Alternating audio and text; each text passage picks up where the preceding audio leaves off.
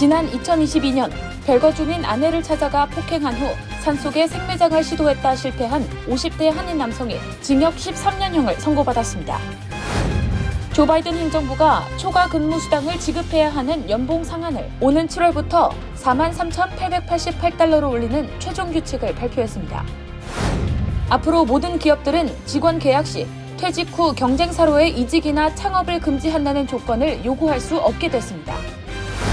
캐시 호컬 뉴욕주지사가 뉴욕시 제한속도를 시속 20마일로 낮추는 법안에 서명하면서 이제 뉴욕시장과 시의회 서명만을 남겨놓고 있습니다. 조 바이든 대통령이 우크라이나 등에 대한 안보 지원 예산과 중국 동영상 플랫폼인 틱톡 강제 매각 법안에 공식 서명했습니다. 해켄색 대학병원이 한국어가 능통한 의료진들과 넓은 공간을 자랑하는 포트리 클리닉의 개소식을 어제 개최했습니다.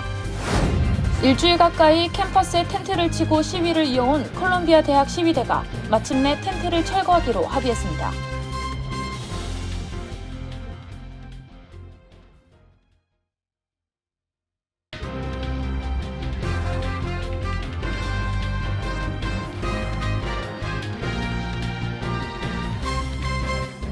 여러분 안녕하십니까?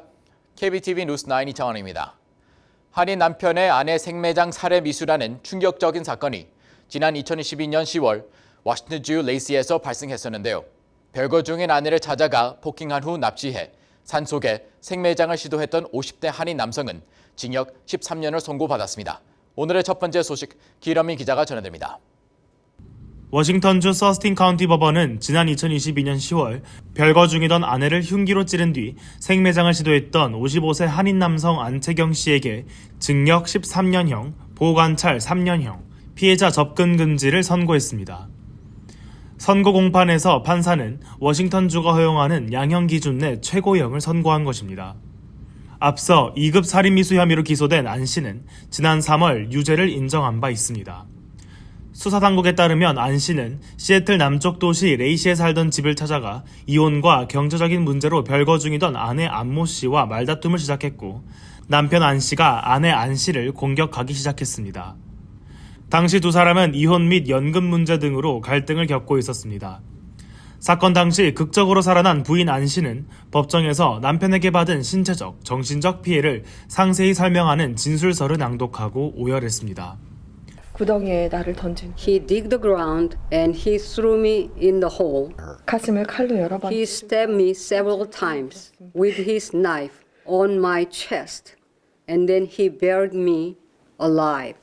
보도에 따르면 사건 당일 부인 안 씨는 자신들이 싸우는 모습을 자녀들에게 보여주고 싶지 않은 마음에 아이들을 내보냈는데 자녀들이 집을 나선 후 남편 안 씨의 폭행이 시작됐고 안 씨는 부인의 팔과 다리를 덕테이프로 묶고 눈과 입을 막은 채 자신의 차량에 태워 집에서 7마일 정도 떨어진 숲속으로 데려가 19인치 깊이의 구덩이를 파고 산채로 안매장을 시도했습니다. 아이들을 생각. I told him to think about our children and he said, I don't need anything. Today, I'm going to kill you. 이후 부인 안 씨는 12시간 동안 구덩이에 누워있다 피투성이가 된 채로 극적으로 탈출했습니다. 지난 3월 유죄를 인정한 남편 안 씨의 변호인은 사건 당시 안 씨가 노숙자였고 친구와 가족으로부터 고립된 상태였으며 외상 후 스트레스 장애로 인해 약물 과다 복용 상태였다며 선처를 구했습니다. I don't remember everything I did, but I'm sorry. I'm so sorry for what I did. And I cry many times in jail, more than I cry all my life. I cry not because I was in jail, but because my family fell apart. 지역방송 킹5는 22일 법원 선고 공판에 기소된 안 씨와 피해자 안 씨가 출석한 모습을 보도했습니다. KBTV 뉴스 길련민입니다. 조 바이든 행정부가 초과 근무 수당 지급 대상을 확대하기로 했습니다. 오는 7월부터 대상자 연봉 상한이 33,888달러로 올라갑니다. 이번 조치로 약 400만 명의 노동자가 초과 근무 수당 혜택을 볼 것으로 예상됩니다. 보도에 전장 기자입니다. 노동부는 초과 근무 수당을 지급해야 하는 대상자 연봉 상한을 7월 1일부터 43,888달러로 올리는 최종 규칙을 발표했습니다. 기존 초과 근무 수당 지급 연봉 상한선은 35,568달러였습니다. 규칙에 따르면 이 기준은 내년 1월부터는 58,656달러로 올라갑니다.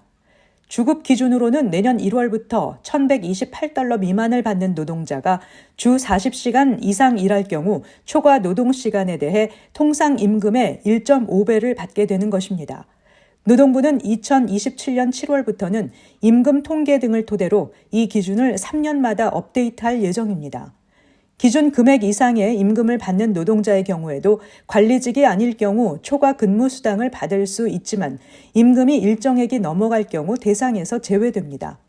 노동부는 새 규칙에서 초과 근무 수당 지급 대상에서 제외되는 기준도 현 10만 7,432달러에서 15만 2천 달러 초과로 인상했습니다. 로이터 통신은 이번 조치로 약 400만 명의 노동자가 초과 근무 수당 혜택을 볼 것으로 예상된다고 밝혔습니다. 그러나 바이든 대통령의 이번 조치는 과거 버락 오바마 정부 때처럼 소송에 직면할 가능성이 큰 것으로 전문가들은 전망했습니다. 오바마 정부였던 2016년 노동부는 추가 수당 지급 기준을 기존 기준의 2배의 수준인 연봉 4만 7천 달러로 올렸지만 텍사스 연방법원에서 제동을 걸었었습니다. KBTV 뉴스 전상입니다. 앞으로 모든 기업들은 직원 계약 시 퇴직 후 경쟁사로의 이직이나 창업을 금지한다는 조건을 요구할 수 없게 됐습니다. 연방거래위원회가 이 같은 내용의 비경쟁 조항 계약을 금지하기로 한 데 따른 것입니다. 이번 조치로 영향받는 노동자는 약 3천만 명으로 전국 인력의 18%를 차지할 전망입니다. 자세한 소식 전상 기자가 전해드립니다. FTC는 비경쟁 계약 금지안이 제안된 지 1년 만에 법안을 통과시켰습니다. FTC는 앞서 비경쟁 계약이 폐지되면 이직 혹은 창업이 자유로워져 노동자들의 수입이 연간 3천억 달러 증가할 것으로 추정했습니다. 최종 규칙에 따르면 앞으로 모든 기업에서 비경쟁 계약이 금지됩니다. 회사는 이를 전 현직 근무자에게 알릴 의무가 있습니다. 다만 최초 안과 달리 고위 임직원에 대해 비경쟁 계약을 적용할 수 있도록 했습니다. 새로운 규정은 연방관보에 게재된 뒤 120일 후부터 발효됩니다. 다만 상공회의소 등을 비롯해 친기업단체들의 반발이 큰 상황입니다. 이들은 영업 기밀을 보호하고 노동자에 투자하기 위해 비경쟁 계약이 필요하다는 입장으로 즉시 소송을 제기하겠다고 밝혔습니다. FTC 위원 중에서도 공화 측은 반대하는 입장입니다. 앤드루 퍼거슨 의원은 의회에 동의 없는 규칙 발효는 불법이라고 밝혔습니다. 이번 조치로 영향받는 노동자는 약 3천만 명으로 전국 인력의 18%를 차지할 전망입니다. 리나 칸 FTC 위원장은 FTC가 접수한 공개 의견 2만 6천 개 중 2만 5천 개가 해당 안을 지지했다며 특히 의료 종사자들의 지지가 거셌다고 밝혔습니다. KBTV 뉴스 전상입니다. 캐티 호코 뉴욕 주지사가 뉴욕시 제한 속도를 시속 20마일로 낮추는 법안에 서명했습니다. 한쪽 방향이 3차선 이상의 도로에는 적용되지 않습니다. 이제 법안은 뉴욕시장과 시의회 서명을 남겨놓고 있습니다. 박목형 기자의 보도입니다. 캐시 호컬 뉴욕 주지사는 뉴욕시가 제한 속도를 25마일에서 20마일로 낮출 수 있도록 하는 세미 법안에 서명했습니다. 이 법은 뉴욕시가 올바니의 승인을 먼저 받지 않고도 5개 보로에 걸쳐 자체 속도 제한을 설정할 수 있는 권한도 부여하고 있습니다.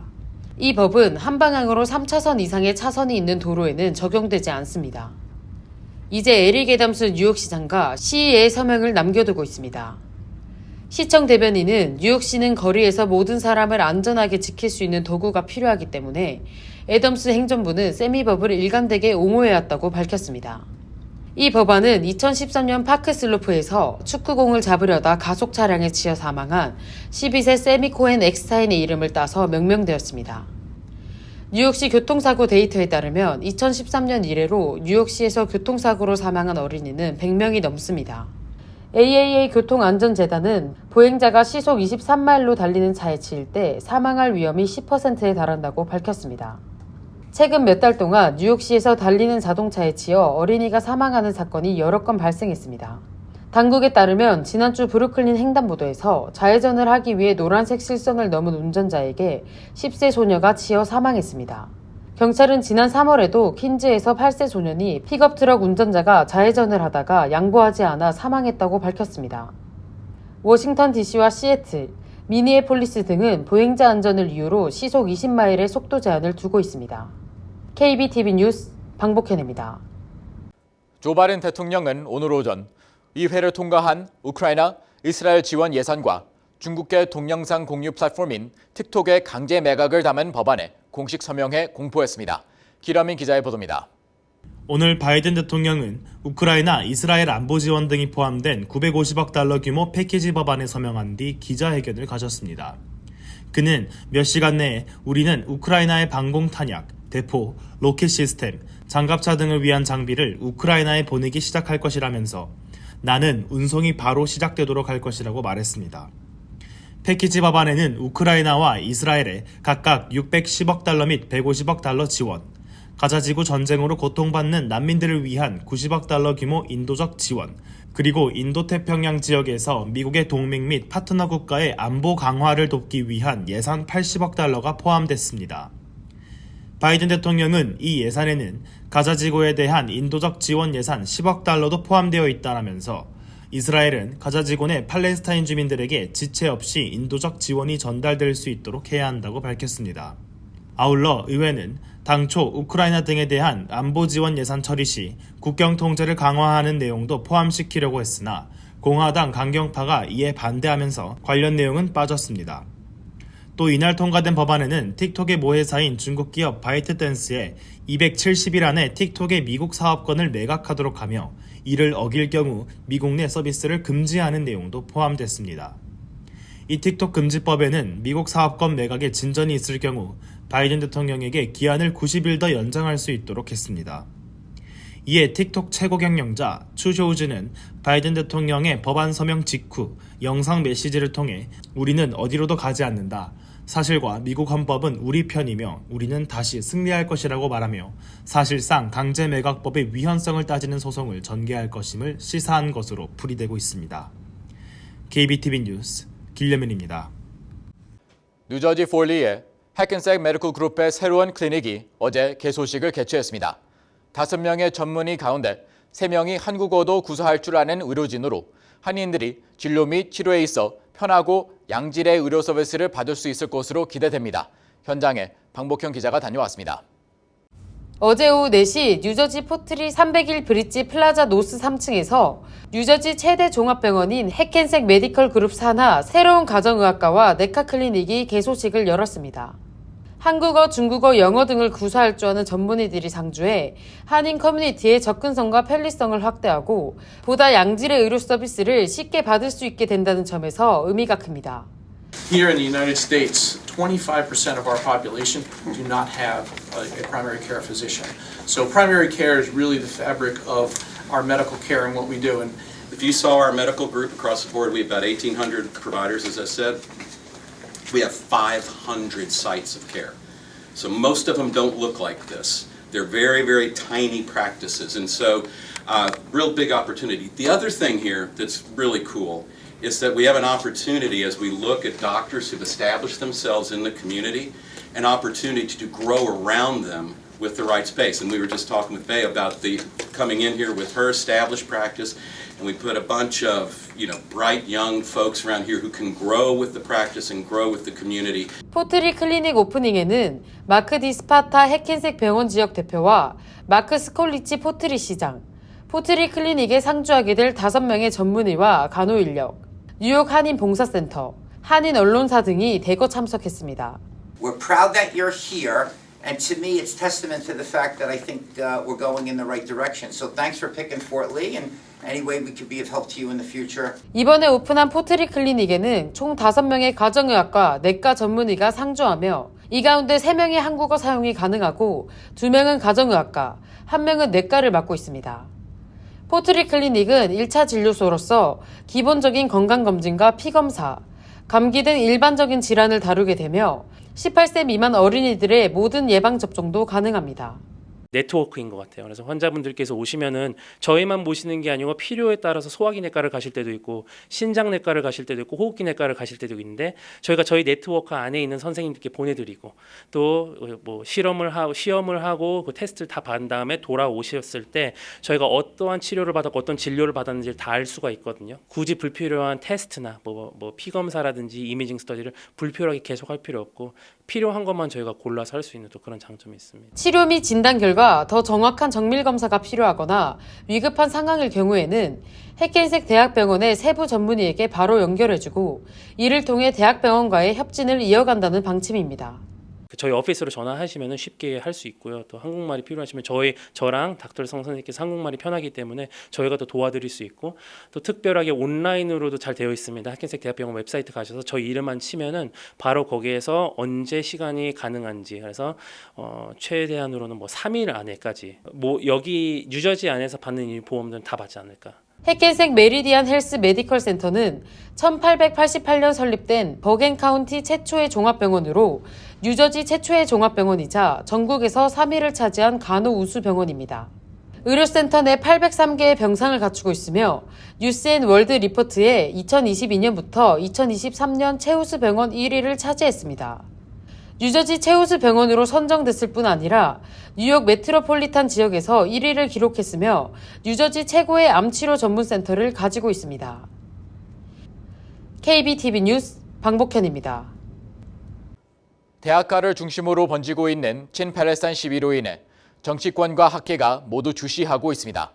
일주일 가까이 캠퍼스에 텐트를 치고 시위를 이어온 컬럼비아 대학 시위대는 마침내 텐트를 철거하기로 합의했습니다. 보도 기러미 기자입니다. 이스라엘과 하마스 간의 전쟁이 발발한 지 반년이 됐습니다. 특히 가자 지구내 사망자와 부상자가 수만 명에 달하면서 이제 그만 전쟁을 멈추라는 시위가 격화되고 있습니다.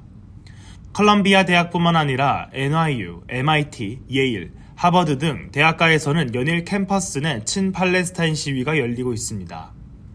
이들은 즉시 팔레스타인을 해방하라며 전쟁 중단을 촉구했습니다.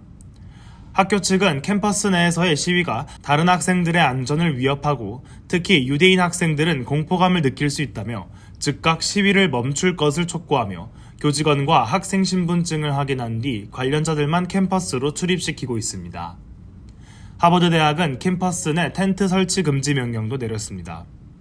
하지만 학생들은 지성인으로서 자기가 옳다고 믿는 것을 평화적으로 외칠 뿐이라며 표현의 자유를 강조하고 있습니다.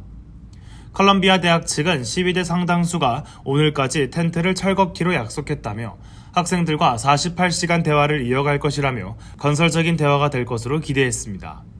이에 하버드 대학은 선제적으로 텐트 및 테이블 등은 사전에 허가를 받았을 경우에만 캠퍼스 안으로 가지고 들어갈 수 있다며 일체 임의적인 시설물 설치를 금지했으며 출입 시 신분증을 확인하고 있습니다. 텐트를 치고 시위를 이어가던 친팔레스타인 시위대 가운데 컬럼비아에서만 100명 이상이 체포됐으며 예일대에서 45명, NYU에서 120여 명이 체포됐습니다. 에릭 애덤스 뉴욕시장은 중동발 지정학적 우려와 전쟁으로 인해 수많은 사람들이 분노와 슬픔에 빠져 있는 것을 잘 알고 있다며 모두에게 슬픔을 표현할 자유가 있지만 이것이 다른 사람에게 위협이 되거나 신체적인 해를 가할 수 있는 상황으로 번져서는 안 된다고 강조했습니다. KBTV 뉴스 길련민입니다. 무료 연방 학자금 신청서 제출 건수가 크게 감소한 가운데 뉴욕주 고등학교 12학년 학생들의 파사 제출이 의무화됐습니다. 이로써 뉴욕주 고등학교 12학년 학생들은 파사 또는 뉴욕주 드림 액트 신청서 작성을 완료해야 합니다. 신청서를 작성하지 않기로 결정한 학생은 재정 지원이 가능하다는 사실을 알고 있지만 지원을 안 하기로 결정했다는 내용이 담긴 포기 서류에 서명해야 합니다. 또 이에 따라 내년 7월부터 뉴욕주의 모든 학구는 등록된 고등학교 12학년 학생 수와 총 신청서 제출 건수를 매년 보고해야 합니다. 2024년 전국 고등학교 랭킹에 따르면 뉴욕 일원에서는 뉴저지주 만머스 카운티의 하이테크 고교가 전국 24위에 올라 가장 순위가 높았습니다. 뉴욕주에서는 지난해 3위에 올랐던 요크 칼리지 부속 퀸즈 과학고가 1위, 전국 25위에 올랐으며 스타이브센트 고교가 뉴욕주 2위, 전국 26위에 선정됐습니다. 지난해 뉴욕주 1위에 올랐던 시리 칼리지 부속 수학과학 엔지니어링 고교는 올해 3위, 전국 36위로 밀렸습니다. 이어서 브롱스 과학고가 4위, 전국 37위, 퀸즈의 타운센트 해리스 고교가 9위에 선정됐습니다. 뉴저지주에서는 미들섹스 카운티 에디슨 아카데미 매그넷 스쿨이 하이테크 고교에 이어 2위, 전국 42위를 차지했으며 버겐 카운티의 버겐 아카데미 고교는 뉴저지주에서 4위, 전국 62위를 차지했습니다. 앞으로 한국에 계좌가 없는 재외 국민들도 금융인증서를 발급받을 수 있게 됐습니다. 재외동포청은 재외공간 금융인증서 발급 서비스 개시를 위해 금융결제원과 업무 협약을 체결했다고 밝혔습니다. 지금까지 미국 등 해외 체류 재외 국민이 한국 내 디지털 서비스를 받으려면 본인 인증 수단인 한국 내 휴대전화 또는 한국 계좌가 필요했지만 이번 협약으로 불편함이 해소됐습니다. 동포청은 시스템 개발을 완료해 4월 중에 재외공간 실무 담당자를 대상으로 교육, 서비스, 시범 운영을 마무리하고 5월부터 정식 서비스에 들어갑니다. 재외국민은 가까운 재외공간에서 금융인증서를 발급받아 은행 증권, 카드, 보험, 저축 등 금융권 업무를 편리하게 이용할 수 있게 됐습니다. 뉴욕시가 무면허 보톡스 주사 조의보를 내렸습니다. 뉴욕시 보건국은 지난달 뉴욕시에서 보톡스 주사를 맞고 보툴리누스 중독 증상을 보인 환자가 3명이나 나왔다며 면허가 없는 비의료 개인이나 업소에서 보톡스 주사를 맞아서는 절대 안 된다고 경고했습니다. 시 보건국에 따르면 보툴리누스 중독 환자 가운데 최소 1명은 면허가 없는 비의료인에게 시술을 받았습니다. 이번 보툴리누스 중독 환자들은 모두 지난 2월 8일에서 28일 사이 얼굴과 목, 등 위쪽, 겨드랑이에 보톡스 주사를 맞은 뒤 눈꺼풀 처짐, 입 건조, 쉰 목소리, 숨가쁨, 팔 들기 어려움의 증상을 호소하며 응급실로 이송됐습니다. 이 중 1명은 상태가 심각해 중환자실에 입원 중입니다. 잠시 후 커뮤니티 브리핑을 전해드립니다.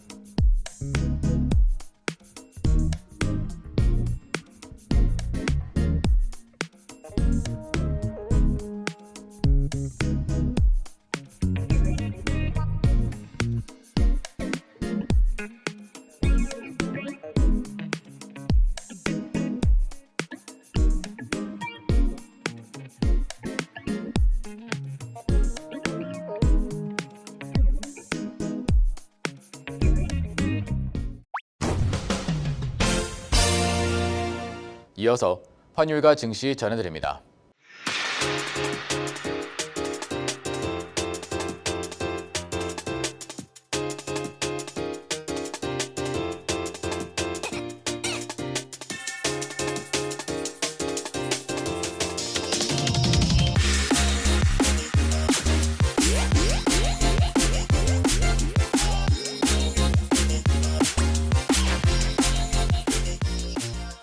잠시 후 뉴욕과 뉴저지 날씨 전해드립니다.